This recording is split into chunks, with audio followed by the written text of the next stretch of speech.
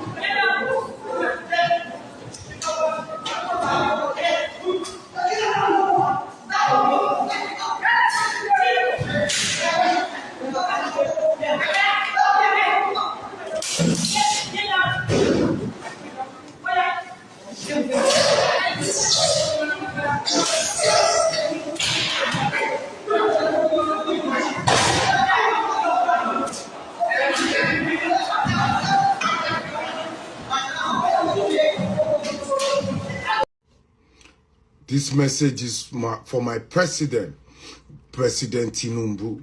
President Tinubu, I think it is time for you to resign now. How do you feel comfortable being president over a failed nation? How do you feel comfortable being president over kidnapping, over genocide, over over losing. We are losing our gallant soldiers. How do you feel, President, over failing democracy? How do you feel being President over failing judiciary? President Tinubu, if you genuinely love Nigeria, it is time for you to resign now. President Tinubu, resign honorably now. You are not capable enough to rule our nation at this junction. Things are getting bad. Our children are getting kidnapped. People are dying every day. No hospitals, no good roads. Poverty everywhere. Hardship everywhere. President Tinubu, I beg you, please, it is time for you to go. It is time for you to relax. You have done your bit. Allow young people to come in and fix this nation. This nation cannot sink under your watch. How can they kidnap children, girls? Nobody is really even talking about it. Mo wá fi àsìkò yìí bẹ̀ gbogbo ẹ̀yin tẹ́ súnmọ́ bàbá Tinubu. Ẹ bá wa pè wọ́n níbi tí wọ́n ti ń gbọ́, ẹ bá wa já wọn léèkánná kó dùn wọ́n kí bàbá ṣe yé ọ̀rọ̀ yẹn á wọ̀n wọ́n létí. Ó ti di woro sí woro. Mo ní wọ́n ní kí n pass information fún bàbá àti gbogbo ẹ̀yin ọmọ Nigerians wípé àwọn northern leaders and elders gbogbo nǹkan tí àwọn terrorists ń ṣe káàkiri the whole of Nigeria sìn, they are in support àjọmọ̀ wọn ni. Wọ́n náà fẹ́ attack Nigeria kó dẹ̀ máa shake, ó máa heavy gan. Ẹ rò wípé eré ni. Wọ́n ní kí bàbá Tinubu má jẹ́ kí gbogbo àwọn sẹ́ẹ̀tì kí wọ́n kúrò nínú Nàìjíríà, kó má jẹ́ kó sá lọ, báwọn fẹ́ travel out, even ordinary Saudi kó má jẹ́ kó lọ. Ṣé ẹ kì í gbọ́ràn ni? Ẹ̀yin náà wo situation tó ṣẹlẹ̀. Ṣé ti rí nǹkan tá lọ ṣe ní Kwara? Ṣé ti rí nǹkan tá lọ ṣe Kwara? Nínú church, àwọn ẹlẹ́ni ṣe service lọ́wọ́, wọ́n pray lọ́wọ́, àwọn ará abídé bẹ̀rẹ̀ tàtàtàtàtà. Gbogbo ẹ̀yin Mùsùlùmí ilẹ̀ Yorùbá, gbogbo ẹ̀yin tẹ́ wà nínú ìjọba tí bàbá Tinubu fún ní post àbí tẹ́ ṣe expect post àbí torí ẹ love wọn àbí torí ẹ lóyà sí wọn, tẹ́ ń defend wípé kò sí Christian genocide. How market about this one o? Mo kàn bí ẹni ìwọ tó jẹ́ Christian nílẹ̀ Káàárọ̀ Oòjíire, mo fẹ́ bá ẹ lọ́rọ̀. Ṣé o rí ìyá arúgbó nínú fídíò yẹn? Ṣé o rí bí màmá yẹn ṣe ń fọ̀pá tẹ̀ tó ń try láti escape? Kan imagine kó jẹ́ pé o jí lọ sí church service láàárọ̀, àbò wà ní all night, àbí ẹ wà ní Sunday, àbí anything ẹ kọ̀kọ́ra yín jọ tẹ́ ń ṣe tí wọ́n attack yín. Tó bá lẹ́nìbọ̀dì tó pa síbẹ̀ yẹn, ó lọ ti ẹnìyẹn o. Mo kàn fẹ́ kó mọ̀ pé kò sí justice, kò sí anything lẹ́yìn pé ó mà ṣe o. Ó mà ṣe nìkan, òun ni wọ́n máa sọ lẹ́yìn ikú ẹ o. Pastor wọ́n jí gbé o, Daddy G.O, Mommy G.O tó fẹ́ kú lé lórí. Ó protect àwọn ọmọ àti ìyàwó àtòun fúnra lára ẹ̀. Lọ fi ẹ̀mí ẹ̀ kó fi tàfàlà. Ṣé o ti rí gbogbo pastor ilẹ̀ Káàárọ̀ Oòjíire tí gbogbo wọn sá sẹ́yìn? Orí wọn kí wọ́n lè sọ̀rọ̀. Wọ́n lè sọ̀rọ̀. Ọpẹ́lọpẹ́ àwọn northern reverend, bishop, àwọn ni wọ́n speak out tó ń grant both international and local interview káàkiri láti expose àwọn arábí. Ìjọ wo lórí tí Daddy G.O pastor tó bọ́ síta tó rò wípé iyebíye ni ẹ̀mí ẹ̀ jẹ́ lọ́wọ́ ti tòun. Lóòótọ́ member ló jẹ́, follower ló jẹ́, àṣẹ Christian kò yẹ kí wọ́n pa ẹ́, wọ́n ṣe pa everybody. Ìjọ wo ló sọ information tó yẹ kó sọ fún yín nínú church kẹ́ lè protect ara yín? Ìjọ wo náà sọ fún yín? Ṣé ti rí yẹn? Ṣé you see what we have been saying? Láti how many years? Ṣé ti rí nǹkan tá à ń sọ tẹ́lí ṣe ni wọ́n kówó fáwọn kan propaganda ni? Ṣé ó ti ń clear sí i? Ìpè kò sí propaganda kankan níbi kankan, mẹ́wàá ṣẹlẹ̀, ẹni tó bá bà òun ló mọ̀. Bàbá Tinubu, ọ̀rọ̀ ti wá dójú ẹ o. Àwọn nọ́dẹ́ náà wọ́n ti rí wípé gbogbo ọ̀nà pátápátá làwọn fẹ́ fi bojú yín jẹ́. Ìjọba yín ẹ̀yin gò ní fọkànbalẹ̀. Ọkàn yín ò balẹ̀. Bàbá Tinubu ṣógun láyé ni. Tó bá jẹ́ èmi ní ẹ̀yin ní ìgbà tí nọ́dẹ́ náà ti wá sọ wípé àwọn fẹ́ yípe fún yín, wípé wọn ò ní jẹ́ kẹrí ìjọba yẹn ṣe. Mo ní kẹ́ sọ̀pá sílùú ẹ fàlùyà pẹrẹgẹdẹ bí ọwọ́ aṣọ tó gbó, ẹ pín Nàìjíríà, ẹ jẹ́ gbogbo ẹrú fún wọn, ẹ dàrú jàre. Kì í ṣe wípé kí wọ́n tírètì yín kan dojú ìjọba yín bolẹ̀ bẹ́ẹ̀ ṣe fún Jonathan ní ìgbà ayé títí ẹ̀. Kẹwàá ṣetán kẹwàá lé ń bọ̀ lé ilé ibo lẹ̀ ń bọ̀. Mo ní ká bí yín ni o, ilé ibo lẹ̀ ń bọ̀. Ilé ibo lẹ̀ ń bọ̀ láyé ẹ̀ tó bẹ́ẹ̀. Torí ẹ ti lọ ṣẹ́ṣẹ́ ìyà fún wa. àwọn pípì wọn ní fi wá lọ́rùn lẹ́mọ́ bẹ́ẹ̀ tí ẹ̀ wá sọ wípé ẹ̀ ṣe pírẹ́sídẹ̀ntì mọ́ lẹ́ni níbi tá ìbàdí kò ní kí nọ́dánà kan stop nǹkan tó ń ṣe no ẹ̀yin lẹ̀ mọ̀ wọ́n àwọn mọ̀ra wọn bẹ́ẹ̀ ni nínú ká do the needful kẹ́ ẹ pé gbogbo àwọn tó yẹ kẹ́ pè kẹ́ ṣe kí ni kẹ́ ṣe tó yẹ kẹ́ ṣe náà mo tún fẹ́ kẹ́ wá wo fídíò yìí Ganiyu Ige Adams ẹ pẹ̀lẹ́ o ẹ ní kí àwọn àgbààgbà ilẹ̀ Yorùbá kí gbogbo wọn pè yín ẹ ti rẹ́dì ẹ ní ẹ fẹ́ kí wọ́n dá oògùn agbára àti everything kan dájọ́ fún yín kẹ́ tó lọ kojú àwọn terrorist èyí ti lẹ́tìkẹ́ o ẹ já lọ wo fídíò. nǹkan tó ṣẹlẹ̀ ní bàbá ńlá tó ṣẹlẹ̀ ní àti rí àwọn nǹkan tó ṣẹlẹ̀ ní Yewa Èkìtì Kogi ní Ẹ̀gbẹ́ àti àwọn tó ń ṣẹlẹ̀ ní ilẹ̀ Yorùbá àti rí pé fìrífìrí ogun ó ti ń wọlé ìdí ẹ̀ la fi pe àpéjọ yìí kí àwa ààrẹ ìkànsù gẹ́gẹ́ bí olórí ogun ilẹ̀ Yorùbá láti sọ fún àwọn ọmọ Yorùbá pé kí a ṣọ́ra láwo agbègbè wọn dáadáa pé àti rí fìrífìrí ogun àti wá gbọ́ àwọn kankan wípé àwọn jàǹdùkú yìí wọ́n ti wọ ilẹ̀ Yorùbá tí àwọn olóyìnbó ń pè ní infiltration àti wá gbọ́ pé tírélà tó wá fi kóyàn wá ní abẹ́ tírélà yẹn àwọn nǹkan ìjà ló wà lábẹ́ àna ọ̀pọ̀lọpọ̀ àwọn èèyàn tó ń kó wá kì í ṣe ara Nàìjíríà nìkan Chad àti Niger.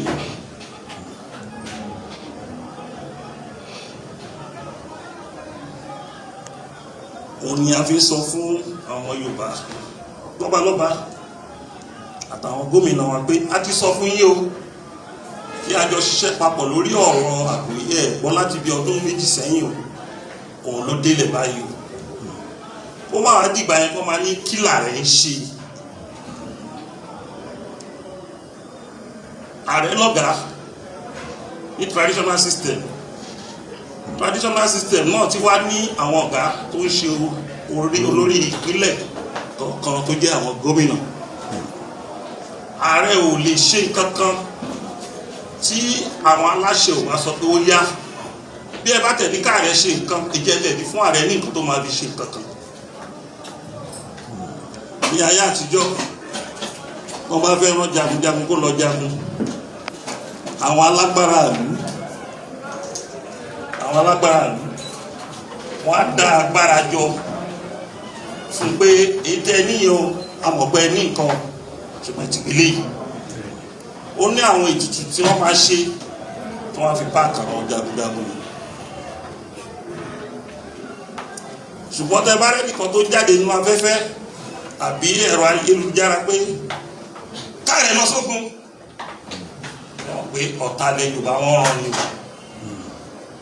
ogun ò ṣe nǹkan tó yẹ pé wọ́n kàn ń tìyàn lọ láì jẹ́ pé gbogbo ìlú gbìmọ̀ pọ̀ pé kò jókòó tó wà lọ jagun ní ogun ti ṣẹlẹ̀ o ṣùgbọ́n àti rí fìrífìrí ogun pẹ̀lú nǹkan tó ń ṣẹlẹ̀ ní gbogbo òkè ọya yìí ní àná vice principal ní Kebbi State wọ́n pa boarding house ni wọ́n dẹ̀ kó àwọn ọmọ obìnrin márùnlélógún wọ́n ti kó lọ báyìí ojoojúmọ́ là ń gbọ́ wọn ọ̀fọ̀ lórílẹ̀‐èdè wọ́n ní ikú ló dẹ̀ kojú bọ́ ni òwe ní pamọ́ ni àfẹni tí ò bá fẹ́ràn ààrẹ la sọ pé kò yẹ kí Yorùbá múra. Mami Gani Adams ẹ látijọ́ tí wọ́n ti ń pè yín pé kẹ́ wá lọ ja ogun ǹjẹ́ àwọn tó ń pè yín pé kẹ́ lọ jagun ibo náà ti invite yín pé wọ́n kó nǹkan agbára sílẹ̀ kí wọ́n fi ró yín lágbára ẹ̀yin náà sọ fún wọn wípé gbogbo ogun ti bàjẹ́ mọ́ yín lára náà ẹ jẹ́ kó yé ẹ sọ fọ́mọ Yorùbá pé kò sí nǹkan kan bẹ́ẹ̀ o orúkọ lásán ló kù o ìbájẹ́ wípé ẹ̀fẹ́nubọ ni wọ́n á ti gbìyànjú bí àárẹ̀ tó ṣe láàánú yín nínú wọn tá a ti ṣẹ́wọ́ sí yín wípé wá mo sì ní nǹkan kékeré bí wá tọ́lá àbí kó gbà sára ṣùgbọ́n gbogbo àìdíà tẹ́ ń kù lọ́kù bọ̀ gbogbo nǹkan tẹ́ ń ṣe ẹ̀ ń jẹ́ kí gbogbo àgbáyé mọ̀ wípé agbára ṣì wà ń bẹ̀ ìsínlẹ̀ṣẹ̀ ń sọ̀rọ̀ now you are talking.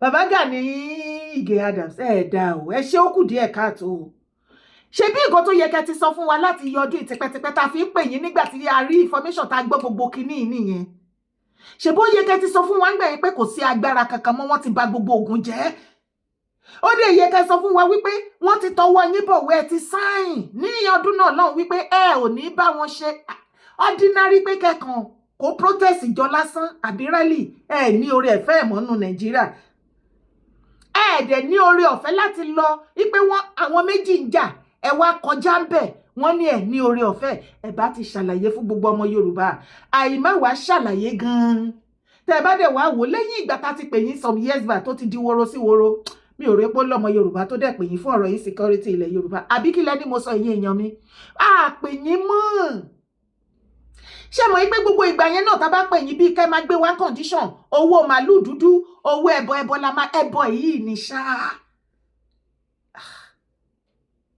so ẹ nídìí agbára ìbílẹ̀ nǹkan ṣe Ààrẹ Ọ̀nà Kakanfò fún Yorùbá land ò lágbára ìbílẹ̀ nǹkan ti ṣe wọ́n mi ti tẹ̀yẹ̀ wọ́n gbé lẹ́nu ọmọ Yorùbá ti wọ one chance ààrẹ ní nǹkan àmúṣagbára ìbílẹ̀ nǹkan ṣe lẹ́yìn kí lẹ wá lọ jàre fún abalajọ tó jẹ́ àwọn Fúlàní nọ́nà kówó oyè yẹn lẹ̀ tó tún ṣèwúyé o tó ṣe coronation fún yín ok ẹgbẹ́ tó jẹ́ pé àwọn Fúlàní ni wọ́n sponsor oyè yẹn nísìn báwo lẹ́yìn ṣe fẹ́ lọ fi oyè tẹ́ wá jẹ táwọn sponsor ẹ̀ fẹ́ lọ fi kojú wọn ṣó ṣeé ṣe ni Bàbá Gani ó dẹ̀ pé máa páàkì báyìí o torí gbogbo ọ̀nà láti rí wípé kò sí agbára kankan bó ti ń àṣẹ àwa sì rò wípé agbára ló kà sí wà bẹ́ẹ̀ ni torí àmọ́ wípé wọ́n ti gba agbára dìmẹ́ǹdìmẹ́ gangan ṣùgbọ́n a sì believe wípé kì í tán kọ́ má kú kinní kan sára ọmọlúàbí náà pé tìbílẹ̀ sì dúró ẹ̀yin lè ṣẹ̀ṣẹ̀ jẹ́ kó yé wẹ́ pé tìbílẹ̀ náà ti lọ bábù ẹ ṣe jẹ́wọ́ ni ọjọ́ ọmọ Yorùbá bọ́ ọ̀dọ́ ló ṣàyẹ̀wò báyìí o Jésù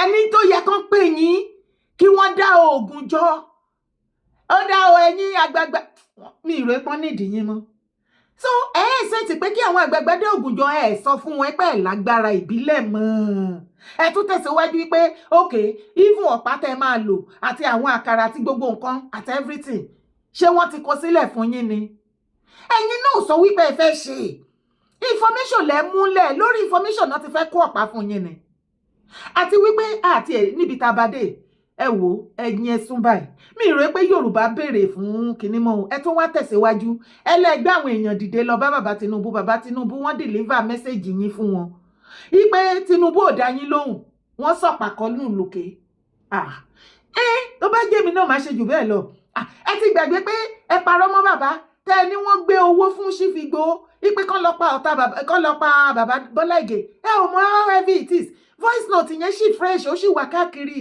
ẹ dẹ̀ mọ irú èèyàn tí bàbá Tinubu jẹ́ abẹ́rẹ́ pé wọ́n gbọ́ ni ẹ wá tẹ̀síwájú wípé àwọn ọba kan ẹgbẹ́ pé àwọn ọba kan àwọn kábíyèsí kan náà ń block ẹ̀ lọ́dọ̀ Tinubu kábíyèsí ṣe máa block yín ṣé bàbá Tinubu ò mọ̀ yín lánàá kó tó dé ní ni kí kábíyèsí tẹ ló ń blọọkì yẹn kó tó mọ̀ yín bàbá Tinubu ti mọ̀ yín ẹdẹ mọ̀ àbí ó ti yé yín kọ́sítọ́mà dáadáa bàbá Tinubu ni yín tẹ́lẹ̀ bó fún yín láti lè sọ àwọn ọ̀rọ̀ tó heavy bẹ́ẹ̀ yẹn bàbá Tinubu ò ní jẹ́ kẹ́ cast òun ṣé mọ̀ yín pé wọ́n ti strip yín off ní ìgbà tó ń gbé yín lọ tẹ́ ní case some years back ipe ibi tán bá ti àwọn méjì bá ti ní argument ẹ gbọ́dọ̀ dá sí gan lásán ní oore ọ̀fẹ́ àti organize rally èèyàn mẹ́ta papọ̀ pé èèyàn mẹ́ta kó wọn papọ̀ ní Nàìjíríà pé ẹ wá sọ pé on behalf of Gani ẹ wá ṣe rally ní oore ọ̀fẹ́ mọ́ àwọn òkan tí ẹ wá mọ̀ wípé ti ìbílẹ̀ náà ó tún ti lọ ni so kò sí kankan fún yín bẹ́ẹ̀ ṣe wà ju orúkọ lọ. Bàbá Tinubu ṣe ti rí nǹkan tó ń ṣẹlẹ̀ ẹ pé Nàìjíríà mo máa ń pariwo ẹ̀yin ọmọ Yorùbá ẹ̀ sì bá mi gbé information dọ́dọ̀ bàbá Tinubu ṣé rí gbogbo nǹkan táyé rí tẹ̀sí rí kékèké wọ́n sì bá yín ṣeré ọwọ́ ni o eré ọwọ́ ni o wọ́n ní one plan àwọn northern leader allegedly wọ́n ní wọ́n wà aware pẹ̀lú ẹ̀ bàbá Tinubu wọ́n ní ká ẹ block ẹ má jẹ́ kí gbogbo àwọn tí ẹ mọ̀ yìí pátápátá ẹ má jẹ́ kán jáde travel out of Nigeria torí wọ́n ní time ìgbà tó bá fẹ́ ṣe most of them náà máa kúrò ní Nigeria including your Shettima vice president ẹ má jẹ́ kó lọ kò sí nǹkan tó ń ṣẹlẹ̀ tí ò mọ̀ tí ò wà wí ẹ̀. bàbá Tinubu ní ìgbà tí àwọn nọ́dánà ti wá yípe fún yín torí ẹ̀yin gan ti rí wípé kàkà kẹ́kù má jẹ sèse ká fi ṣàwàdà ní pé kàkà tí ẹ fi máa return ní 2027 kí Nàìjíríà catch fire ẹ help wọn ibi tó yẹ ká gbòbí sí òbí tí fúnra lára ẹ̀ lálẹ́ wù ń bẹ́ẹ̀ ẹ wá ṣọ́ọ̀kì wọn ẹ split Nàìjíríà ẹ pín Nàìjíríà ẹ pín tẹ́ ẹ bá pín Nàìjíríà kẹ́ wá wo nǹkan tó fẹ́ ṣẹlẹ̀ gangan ẹ jẹ́ kó di woro sí woro ṣùgbọ́n bàbá ẹ má fagídí ṣe kinní tó wà ńlẹ̀ yìí ẹ má pa wá tán they are coming for Yorùbá torí ẹ̀yin ni president ẹ̀yin ni Yorùbá lọ́wọ́ ṣé ẹ fẹ́ fi wá ṣe sacrifice ni bàbá Tinubu ẹ rí bí Nàìjíríà ṣe bó ṣe ń gbóná jẹnjẹn lọ́wọ́ ẹ̀yin pariwo 2027 ṣé nǹkan míì ti wà náà rẹ̀ ni ṣé gbogbo ẹ̀yin tẹ́ súnmọ́ bàbá Tinubu tẹ́ jẹ́ Yorùbá nǹkan ti ta sí yín lọ́pọlọ ni ṣé ojú òun ti yìn ní ọpọlọ yín dojú délẹ̀ ni ṣé ẹ wà òkè wọ́n pa àwọn ọmọ lábẹ́ yín lógúnlógún lọ́gbọ̀lọ́gbọ̀ army gan voice out wípé àwọn ọjà mọ́ wọn ò lè defend Nàìjíríà wọn ò fèsì sí àwọn terrorist mọ́ ẹ̀yin sá eré 2027 kí 2027 kó pa gbogbo yín dànù ṣé ìlọpọlọ tẹ́ ẹ rò ní ṣógun láyé ni à ń sáré ẹ̀mí ẹ̀yin sáré ipò ibo ló ti gbàjọra wọn. okay you see Fáyọ̀ṣe ó dẹ̀ pé òótọ́ ló sọ bàbá Tinubu ọ̀rọ̀ yìí ò yé yín mọ́ ẹ kúrò ńbẹ̀ ṣùgbọ́n ẹ má rò pé ẹ máa kúrò ńbẹ̀ yẹn ẹ máa bọ̀ nílé wá fi wáṣọ mẹja lóore tí ẹ bá fẹ́ kúrò tẹ́ ṣe tán tẹ́ fẹ́ kúrò ẹ pé Nàìjíríà kẹjẹ́ kó máa lọ bẹ́ẹ̀ ẹ wá máa bọ̀ nílé àìmá ṣe bẹ́ẹ̀ tí àwọn terrorist bá take over Nàìjíríà mọ́ yín lọ́wọ́ tẹ́ wá sọ wípé ẹ̀yin bọ̀ ilé ìbò lẹ́ ń bọ̀ á dí fún gbogbo ẹ̀yin politician ilẹ̀ Yorùbá àsìkò yìí lẹ máa mọ̀ wípé ilẹ̀ Yorùbá àná ti yàtọ̀ sí tòní ìdájọ́ ẹ̀yin politician ilẹ̀ Yorùbá àtẹ̀yìn ọba ọwọ́ wa ló wà ojú gbogbo yín máa bó dúró dè yín lábúrọ̀dù bí ẹ máa sábọ̀ ẹ bá wà bí àwọn tílé wọ́n lé yín pa ni ṣé ní ìkànnì gbogbo yín ni orúkọ tèmi ò yí padà Yèyé Dára Kowó ẹ̀ ni mò ń jẹ́ kókókó jọ̀ọ́ bá mi share fídíò kó kan gbogbo àgbààgbà lára kó dé ọ̀dọ̀ àwọn ọmọ bàbá Tinubu bá mi share kó bá mi like God bless you.